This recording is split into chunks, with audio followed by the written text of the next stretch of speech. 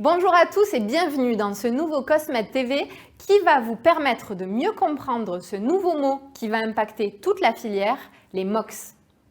Mais alors, que veut dire ce mot? L'abréviation MOX, pour More Than One Constituent Substances, fait référence aux substances contenant plus d'un constituant, y compris les impuretés. En clair, les mélanges notamment.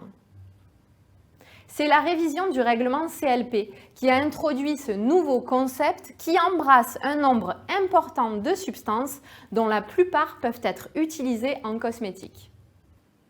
Tout d'abord, les substances multiconstituants ou de composition variable, par exemple les substances dérivées de la pétrochimie et les substances naturelles comme les extraits végétaux et les huiles essentielles.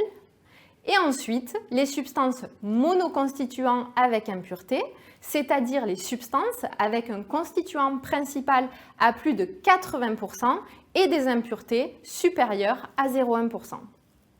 Les matières premières utilisées en cosmétique dépendent du règlement REACH et du règlement CLP. Ce dernier définit les règles de classification et d'étiquetage des substances et mélanges chimiques selon les dangers qui sont supposés présenter. Jusqu'à présent, deux options peuvent être envisagées pour évaluer les éventuelles propriétés de danger des mélanges. Premièrement, par l'évaluation des constituants de la substance et deuxièmement, par un test toxicologique du mélange dans sa globalité. Cependant, la révision du règlement REACH nous conduirait à retenir une seule de ces deux options, à savoir l'évaluation des constituants de la substance, et cela sans pouvoir utiliser les résultats des tests d'innocuité réalisés sur les MOX, c'est-à-dire les mélanges totaux. Les extraits végétaux et les huiles essentielles, notamment composés de nombreux constituants, parfois plus d'une centaine, seraient donc fortement impactés par cette nouvelle approche. De récentes études scientifiques prouvent que le profil toxicologique d'une huile essentielle n'est pas identique au profil de ses constituants étudiés isolément. Il est donc plus pertinent, d'un point de vue scientifique, d'évaluer l'innocuité d'un extrait végétal ou d'une huile essentielle dans sa globalité.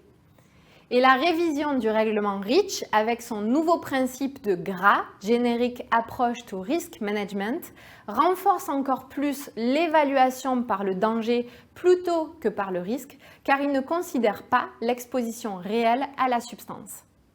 Pour les substances naturelles complexes, cela entraînerait des conséquences disproportionnées pour certains ingrédients cosmétiques sans aucun bénéfice pour la santé humaine ni pour l'environnement.